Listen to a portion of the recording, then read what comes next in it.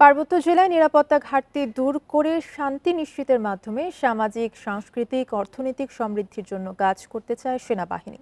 শুক্রবার রাজধানীর মেরুল বাড্ডায় আন্তর্জাতিক বৌদ্ধ বিহারে কঠিন চিবরদান অনুষ্ঠানে প্রধান অতিথির বক্তব্যে একথা জানান সেনাপ্রধান জেনারেল ওয়াকারুজ্জামান।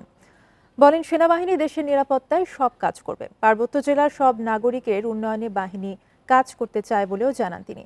সেনাপ্রধান আশা প্রকাশ করেন, বৌদ্ধ ধর্মাবলম্বীরা সবসময় শান্তি ও সম্প্রীতি বজায় রেখে ধর্ম পালন ও উৎসব আয়োজন করতে পারবেন।